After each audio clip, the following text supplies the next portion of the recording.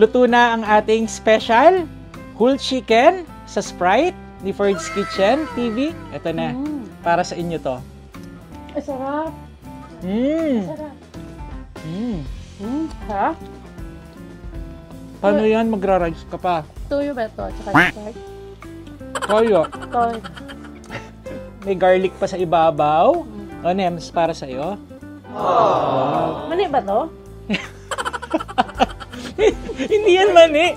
Toasted garlic. Oh, no. Masarap palang kasama to sa mukbang. May kasamang comedy.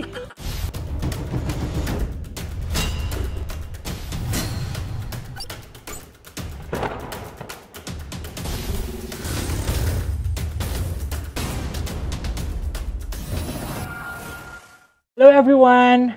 Welcome to Ford's Kitchen TV. Annyeonghaseyo mga ka-kitchen. So for today's video, eto na, Christmas is coming. Talagang naamoy ko na yung simoy ng Pasko, lalo na dito sa South Korea dahil sobrang lamig. For today's video, tuturuan ko kayo kung paano gumawa ng isang recipe na napakadali na naman. Alam niyo naman si Ford's Kitchen, ayaw niyang gawing komplikado yung mga recipe na itinuturo niya sa inyo. Gagawa tayo ngayon ng special whole chicken sa Sprite.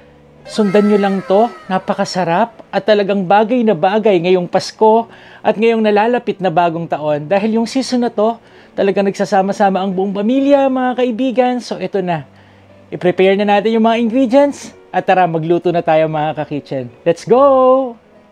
So yun mga ka-kitchen, narito na ang mga ingredients na ipe-prepare natin sa ating special chicken sa Sprite. Siyempre, hindi mawawala dyan ang ating whole chicken. 1.8 kilo to. Ito yung malaking chicken. Nagtitinda nga din pala ako nito sa South Korea. Ito, isa sa pinakamalaki at malambot na chicken na talagang masarap. Meron din tayo siyempre, ang bida sa recipe natin. We have 1.5 of Sprite. Pero kalahating bote lang or 750 ml lang ang ilalagay natin dyan. Meron tayo ditong isang puso ng bawang. Mas maraming bawang, syempre mas masarap. Alam niyo naman, generous ako sa bawang. Maglagay din tayo ng 1 medium size ng onion. I-chop lang natin. Meron tayo ditong 110 gram of butter. Pwede ding margarine, walang problema. Salt and pepper to taste. Any salt, okay lang. Meron tayong 2 tablespoon of calamansi juice na talagang magpapasarap at magpapatanggal din ng lansa ng ating chicken. Meron tayong 1/4 cup of soy sauce. I'm using Filipino soy sauce para Pinoy na Pinoy yung lasa. At maglalagay din tayo ng 2 tablespoon ng oyster sauce. So tara na, huwag na nating patagalin pa mga kakitsan. Simulan na natin ang recipe na to. Imimemekos-mekos lang natin lahat yan. At eto na, makakagawa na tayo ng isang napakasarap na recipe. So simulan na natin. I-open lang natin ang ating kalan. Medium heat lang muna. Ilagay natin ang ating butter. Yan. Napakadali lang nito. Lagay nga pala tayo dito ng konting cooking oil para lang hindi masunog yung butter natin. Haluin lang natin hanggang mag-melt yung butter. At ayan, habang natutunaw na siya, ilagay na natin yung ating garlic. Sobrang bango na to, lalo na pag pinagsama yung garlic at butter. Haluin lang natin siya ng maigi. Huwag naman natin siyang itusta para hindi pumait.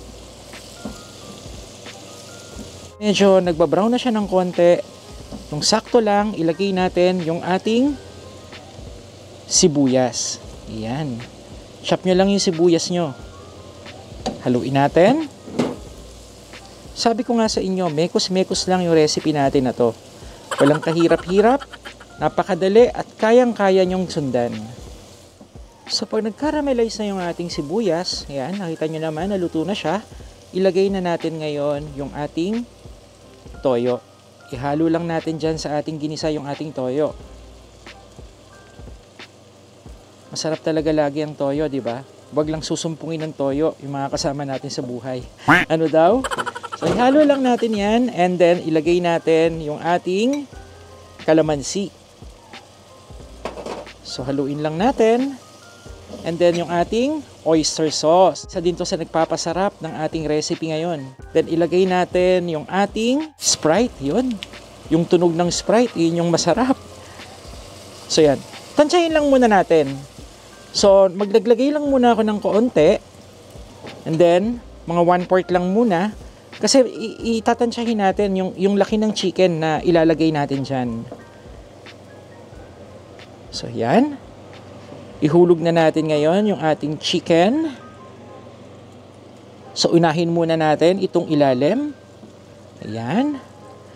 And then, ilagay natin yung iba pa nating Sprite. So, sabi ko sa inyo, gumamit tayo ng kalahati. At least half ng chicken is lumubog. Diba?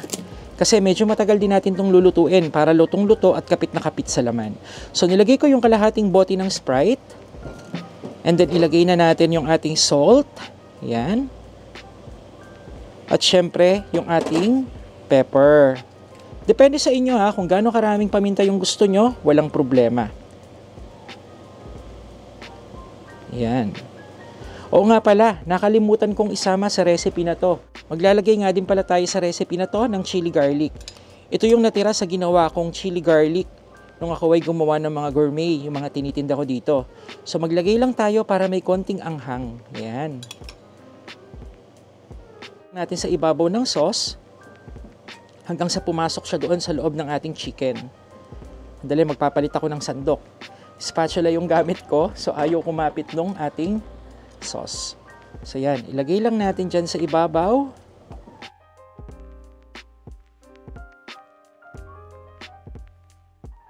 Antayin lang natin itong kumulo, 15 to 20 minutes, and then takpan natin. So, balik tayo after 15 to 20 minutes. So, after 20 minutes, i-open na natin. Ayan. Half na ng body niya ay moreno na. So, ang gagawin natin dyan ngayon, syempre, babalik ta rin natin siya. Para, yung breast part naman niya at yung kabilang side naman niya, yung maluto.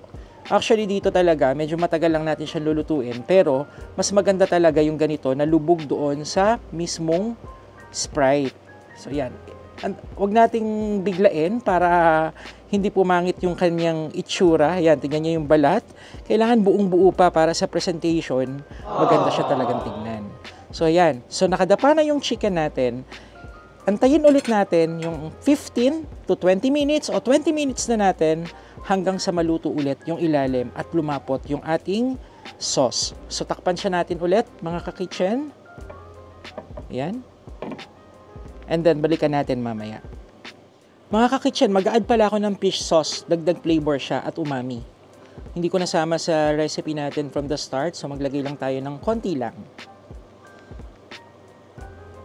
After another 20 minutes, mga ka-kitchen, i-open na natin. So, yan.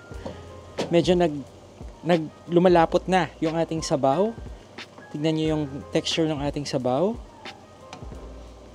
Medyo mausok lang talaga magluto kapag winter season dahil malamig yung temperature ng paligid. So, ibaliktad natin siya ulit. Dahan-dahan lang para hindi masira para sa ating mukbang mamaya. Yan. So, nakita nyo, yan. Medyo yung ilalim niya, medyo nag-caramelize kasi yan, lumalapot na yung sabaw niya. Pero hindi naman yan sunog. Hayaan na lang natin na naka-open yung ating kalan. Kasi para mas lumapot at maging sauce na lang talaga yung matira dito sa ating chicken sa Sprite. So, antayin lang natin na tuluyang lumapot yung sabaw niya and then pwede na itong kainin. So, balik tayo mamaya.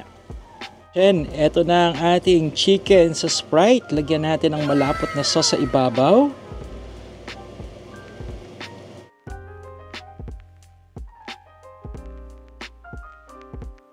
Kitchen, finally, luto na ang ating special whole chicken sa Sprite ni Ford's Kitchen TV. So makita nyo naman at may special guest ako for today's video.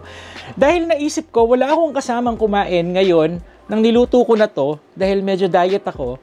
So may special guest ako. Nandito si Ams and si Nems. Mamaya papakita ko sa inyo si Ams. Ams, mag-hi ka naman dito. Hi ka dito. Mag-hi ka. So kasama ko sila ngayon. Yan si Ams at syempre si Nems. Nakita nyo na rin siya sa ibang vlog ko. So for today, titikman na natin itong niluto natin na napakadali lang at for sure gagayahin din to ni Nema. Tama ba? Tama. Tama daw. Nagugutom na siya. So ito na, tikman na natin. Nagugas na ako ng kamay. Nagugas ka na ba ng kamay?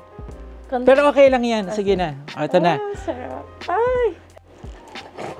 Galing sa punjang nila. Yun. Ay, grabe, pang mukbang pala to. Ito na. Para sa inyo to. Ay, sarap. Sarap. Wow. Kapit na kapit. Kapit na kapit yung lasa. Yung mga nilagay natin, syempre yung pampalasa. At the same time, nanunuot dun sa laman, lalo na pag dinip mo dun sa sauce niya. Grabe. Sarap, kapatid. Ayan ha. Nag-invite na talaga ako ng kakain para malaman natin talaga kung gaano kasarap yung recipe na to. So, you must try this, lalo na ngayong holiday season. Diba? Nems, prepare mo to sa New Year. Napakadami mo pa namang manok sa company nyo. Yan. Sarap. Ha? Paano yan? Magra-rice ka pa. Tuyo ba ito? Tsaka Sprite? Toyo. Tuyo. Mamaya sasabihin ko sa'yo. Sabi niya, tuyo ba to? Inisip ko, tuyo. Actually, magpiprito kami ng tuyo mamaya, pero toyo po toyo. Correction lang po sa mga viewers ko dyan. Ay, grabe to. Hindi naman. Pero, Nems, anong masasabi mo sa recipe natin ngayon? Sobra the best. Masarap. Parang nag-concert ka, minamalat ka. Kanina pa nikanta ko kanina. Wow. So ito, last tikim na lang, nagpapaalam na kami dahil kakain na kami. Masarap to sa mainit na kanin. And nagkikrave daw si Nema sa tuyo. So meron ako ditong tuyong lapad from Philippines. Ipipirito din namin yon. Ewan ko, bagay ba dito yon? Pero siguro magsuka ka na lang. So Nems, eto lang ha. Iyaano ko sa iyo itong, itong balat. Itong makasalanang balat. Iyan nakita niyo yan? May garlic pa sa ibabaw. O Nems, para sa iyo. Wow. Ayan. Wala. Ayan. Ito pa. Mani ba to? Ginagawa mo. Hindi yan mani. Toasted garlic. Masarap palang kasama to sa mukbang. May kasamang comedy.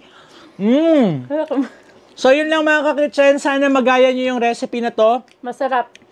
Sobrang sarap. At bagay na bagay talaga ngayong holiday season. At kahit sa okasyon, kung nagkikrave kayo sa chicken recipe, just search for Chicken sa Sprite ni Fert's Kitchen TV at hindi kayo magsisisi sa recipe na to. Sobrang sarap at sulit na sulit. So, yun lang.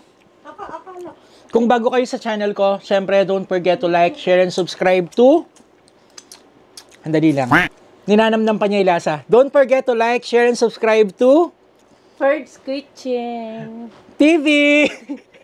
Ano ba? Inuuna niyo yung pagkain. So, yun lang. Bye, everyone. Kakain lang kami. Bye-bye. Thank you for watching. Gutom na ako. Amsel, babay ka muna. So, bye-bye, everyone. Merry Christmas!